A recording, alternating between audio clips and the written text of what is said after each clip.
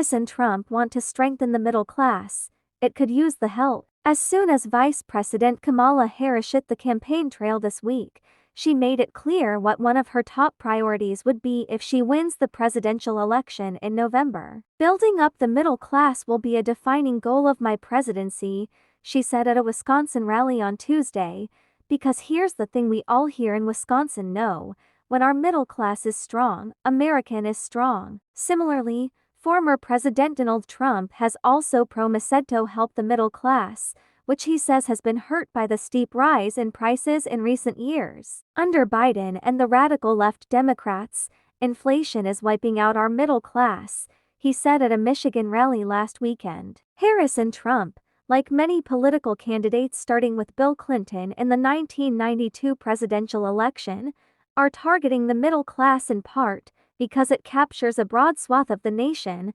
There's no hard and fast definition of the middle class, it's more about self-identification, and just over half of Americans consider themselves middle class, according to a recent Gallup poll. The group's Amor Faustness also makes it hard to campaign on targeted policies and then live up to those promises in office, said David Roediger, an American Studies professor at the University of Kansas and author of The Sinking Middle Class, A Political History of Debt, Misery, and the Drift to the Right. "When you have a group of people that's so ill-defined and so heterogeneous, it's hard to know what the policy outcomes would be," he said. Helping the middle class. Both Harris and Trump have made big but very general promises to aid the middle class, as well as those who consider themselves working class, who make up just under a third of us residents, Gallup found. Harris, who only announced her candidacy last Sunday after President Joe Biden said he would not stand for re-election, has yet to unveil a platform with specific policy recommendations, but she's provided a glimpse into her areas of focus in her speeches over the past week: forgiving student debt, making health care, child care and elder care more affordable, enacting paid family leave, and enabling seniors to retire with dignity. Some of her prior solutions as a 2020 presidential candidate and senator centered on tax credits to help middle-class and working families keep up with their living expenses. She proposed providing them with a refundable tax credit of up to $6,000 a year per couple, titled the Lift the Middle Class Act, or Livable Incomes for Families Today.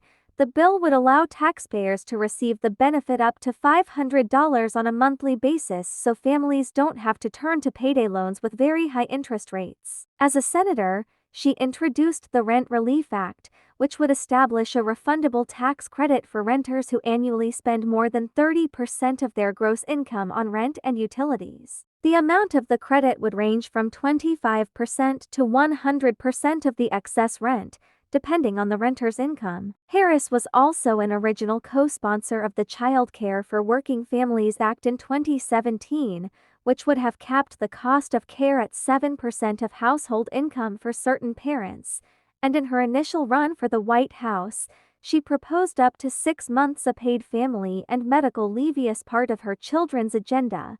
Other parts of that package included Black entrepreneurship plans, an equal pay proposal and a push for higher salaries for teachers. Plus, Harris has been a forceful proponent of the White House efforts to ban medical debt from credit reports, which she said is critical to people's financial health.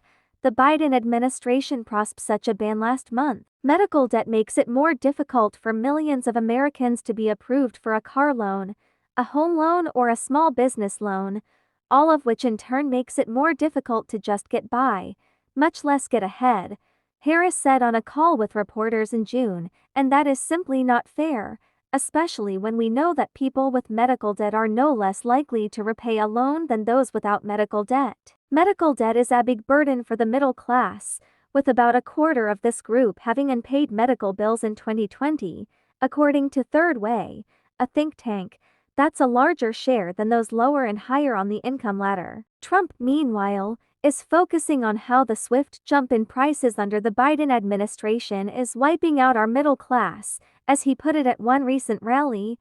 reversing inflation is one of the top promises in the platform Republicans released ahead of the party's convention earlier this month. The Biden or Kamala record-high inflation crisis has hurt middle-class working families by robbing them of thousands of dollars every month just to have the same quality of life as they did a few years ago under President Trump. Caroline Leavitt, the campaign's national press secretary, said in an email to CNN. When re-elected, President Trump's top priority will be reigniting our energy industry to bring down inflation and the cost of living for all Americans, she continued. President Trump has also promised to cut taxes for the middle class once again and end taxes on tips for service workers to put more hard-earned money back into their pockets. The former president last month floated eliminating the tax on tips, a new campaign promise, at a rally in Nevada, a key swing state and one with a sizable number of service industry workers. He vowed to do that right away, first thing in office. Trump has mentioned a middle-class tax cut but has yet to provide details on it. The individual tax provisions of the Republicans' 2017 tax cut law, which reduced taxes for most Americans but benefited the wealthy the most, are set to expire at the end of next year. Trump has promised to extend all the expiring measures. The party platform lists several general measures long favored by Republicans that they say will bring down prices. If Trump wins the election, he and the GOP will lift restrictions on domestic energy production and terminate the Biden administration's green energy efforts, which the platform says will immediately slash inflation and power homes, cars and factories with affordable energy. Republicans aim to stabilize and grow the economy by reining in what they call wasteful federal spending and cutting costly regulations, and the party intends to reduce commodity prices by restoring peace through strength, according to the platform. Another top policy is to stop illegal immigration, which the party says has driven up the cost of housing, education and healthcare for American families, the platform says. However, other Trump proposals could potentially hike the cost of living for the middle class. Trump's tariff proposals, including a 10% tariff on all U.S. imports, would cost the typical middle-income household at least $1,700 a year, according to researchers at the Peterson Institute for International Economics. Shrinking middle class. There's good news and bad news to tell about the middle class these days. The middle class is smaller than it was in 1971, according to a recent Pew Research Center study.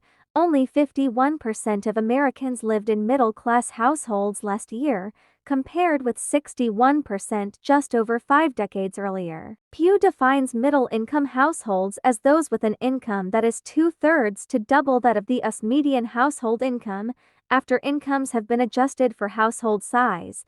The median household income for the middle class was $106,092 last year. The good news is that more middle-class families have moved up the income ladder than down, a sign of economic progress.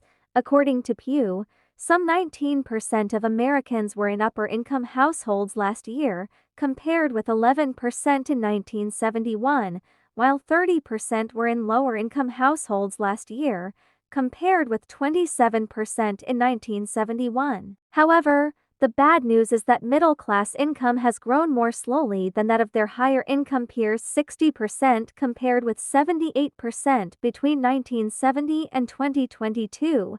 Pew found income among the lowest tier grew 55% during that period. Plus, the share of total household income held by the middle class has plummeted from 62% in 1970 to 43% in 2022, while upper-income families accounted for 48% of total income in 2022, compared with 29% in 1970. However, income can be a poor measure of defining the middle class. Some experts say about 1/3 of middle-income earners are unable to spend as if they are middle class. A 2022 RAND study found many middle-class households consistently stretch their budgets or break even to afford a basic standard of living. RAND researchers found others spend within their means, but doing so requires them to live in consumption poverty, which we define as necessity spending lower than the federal poverty level.